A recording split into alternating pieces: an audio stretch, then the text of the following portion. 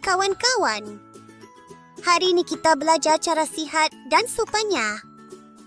Alamak, kawan kita nak bersendiri. Cu. Jangan lupa tutup mulut ya. Mari tisu comel tunjukkan caranya. Kalau tiada tisu, guna siku macam superhero. Hiya. Selamat dan bergaya. Tengok. Kuman kecil lari bila kita tutup mulut. Puff. Hilang terus.